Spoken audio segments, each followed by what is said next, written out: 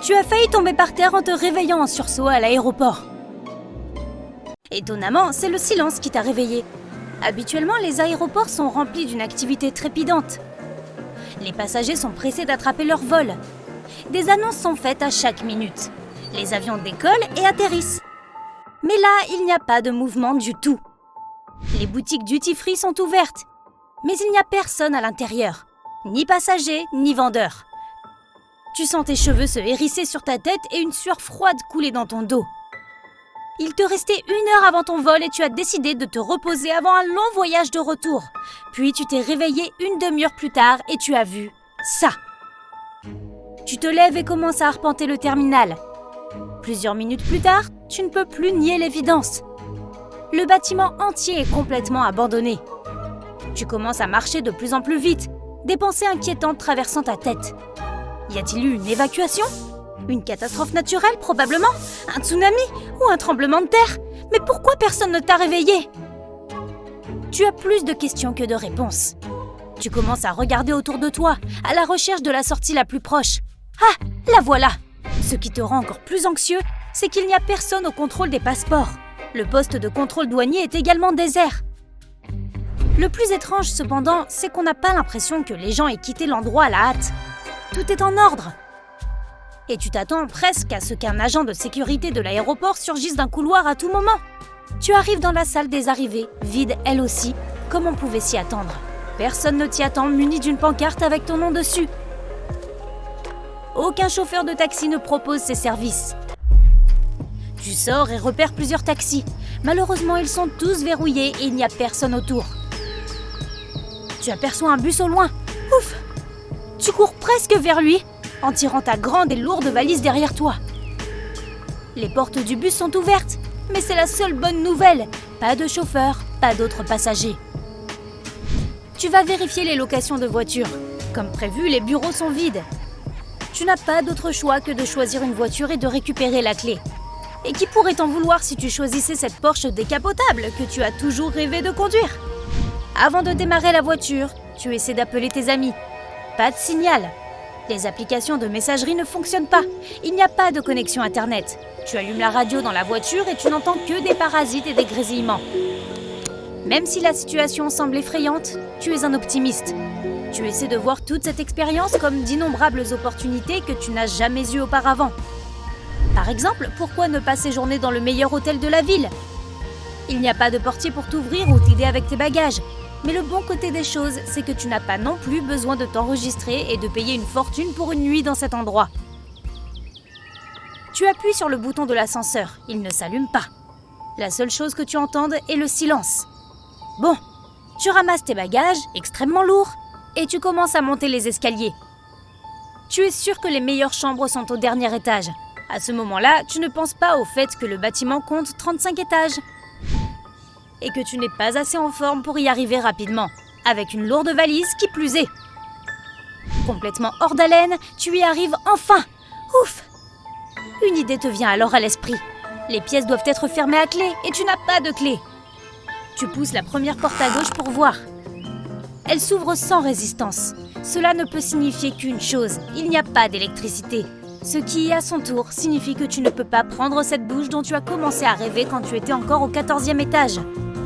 Ton estomac choisit ce moment précis pour se faire entendre. Il produit un grondement assourdissant. Tu choisis la meilleure chambre de l'étage. Elle a de grandes fenêtres panoramiques. Puis tu déposes ta valise près du lit et vas chercher de la nourriture. Tu conduis ta voiture jusqu'au plus grand centre commercial de la zone. L'ensemble du processus s'avère être étonnamment excitant. Tu veux quelque chose, tu le prends. Les magasins et les supermarchés sont complètement vides. Tu passes devant des restaurants. Il n'y a personne qui pourrait te cuisiner quoi que ce soit à l'intérieur. Et tu n'es pas très doué pour te préparer un repas sans faire brûler la cuisine au passage. Tu achètes tes aliments préférés au supermarché. Puis tu te promènes dans le centre commercial pour acheter des choses que tu souhaitais avoir depuis des lustres. Des vêtements, des toutes dernières collections, cette montre que tu as sur ta liste de Noël depuis l'année dernière. Tu hésites près du magasin d'électronique. Pourquoi aurais-tu besoin de nouveaux gadgets s'il n'y a ni électricité ni Internet ? Tu as déjà quitté le centre commercial et tu te diriges vers ta voiture. Quand quelque chose te fige sur place. Un zèbre ? Il se promène lentement sur le parking et s'approche de façon alarmante de ta voiture. Tu sors ton téléphone pour chercher sur Google comment échapper à un zèbre sauvage. Mais pas d'internet. Tu fais prudemment fuir l'animal. Il te regarde fixement pendant un moment, puis se retourne et part. On pourrait presque croire qu'il a haussé les épaules. Tu montes dans la voiture et retournes à l'hôtel, où tu es confronté à un autre problème. Tu as trop de courses. Il n'y a aucun moyen de tout monter jusqu'au dernier étage. Tu stockes la plupart des produits dans la cuisine de l'hôtel. Il y a une chambre froide au sous-sol, où tes aliments ne risquent pas de se gâter pendant un certain temps. Après un bon dîner, ton cerveau commence apparemment à fonctionner plus efficacement. Tu te souviens que l'hôtel dans lequel tu te trouves est célèbre pour ses installations de spa. Il possède plusieurs sources naturelles. Ton problème de douche est résolu. Plusieurs semaines passent sans changement. Les gens ne sont pas revenus en ville. Il n'y a toujours pas de signal radio ni d'électricité. La télévision ne fonctionne pas. Tu as appris à vivre sans ton smartphone et sans Internet. Ta condition physique est étonnante. Apparemment, un appartement au 35e étage sans ascenseur peut faire des merveilles. Tu te rends aussi dans différentes piscines de la ville. De plus, sans électricité, ta routine quotidienne est plutôt agréable. Tu te couches quand il fait nuit et tu te réveilles au lever du soleil. Tes cheveux sont devenus élégamment longs. Tu attends toujours que les gens reviennent. Tu n'as rien d'autre à faire que de lire des livres. Tu as trouvé une bibliothèque et tu as commencé à apprendre plusieurs nouvelles langues. Mais avec rien pour te distraire, il y a trop de pensées dans ta tête. Tu te sens seul et tu t'ennuies. Un jour, tu réalises qu'il n'y a rien à attendre ici. Il est temps d'essayer d'aller dans une autre ville.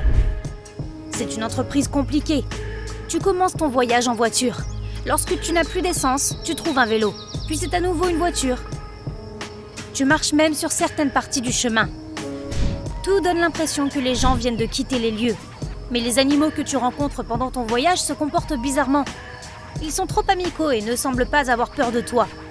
On dirait qu'ils n'ont jamais vu de gens auparavant. Après une semaine de voyage, tu freines brutalement au volant de ta voiture. Elle s'arrête devant une énorme clôture. Elle est faite d'une étrange matière brillante. Tu essaies de rouler vers la gauche, mais la clôture ne s'arrête pas. La même chose se produit lorsque tu explores le côté droit. Tu réfléchis à tes alternatives. Creuser sous la clôture, ce n'est certainement pas une option. D'après ce que tu vois, la clôture doit s'enfoncer profondément dans le sol. Passer à travers, une mauvaise idée. Tu ne sais pas ce qu'est ce matériau, mais il a l'air très solide. Le seul choix que tu aies est de grimper par-dessus la clôture. Tu retournes à la ville la plus proche et tu récupères des chaussures à crampons, une paire de gants et une corde. Au bout de ce qui semble être des heures de dur labeur musculaire, de grognement et de transpiration, tu te trouves assis au sommet de la clôture. Maintenant, il ne te reste plus qu'à descendre, à chercher une autre voiture, à atteindre la ville la plus proche, à découvrir s'il y a des gens là-bas. Finalement, tu arrives à toucher le sol. Tu te retournes et tu vois un homme. Il a l'air terrifié et s'éloigne lentement de toi. Tu es tellement excité que tu ne peux pas arrêter la cascade de questions qui te taraudent. L'homme t'écoute en silence. Au moment où tu as épuisé toutes tes questions, il semble s'être calmé. Puis c'est à son tour de parler. Les gens ont quitté cette zone il y a des décennies. C'était en 2021. C'est arrivé après cet accident dans le laboratoire qui faisait des recherches sur l'espace-temps. Une barrière est apparue autour d'un immense territoire. Elle ne laissait passer ni les gens ni un quelconque signal. Personne de notre côté ne savait ce qui se passait de l'autre. Avec le temps, la barrière est devenue plus faible. Plusieurs personnes ont réussi à passer. Mais tous ceux qui y sont allés ne sont jamais revenus. Nous avons construit cette barrière pour empêcher les gens de risquer leur vie. Tu es la première personne à être arrivée depuis l'autre côté.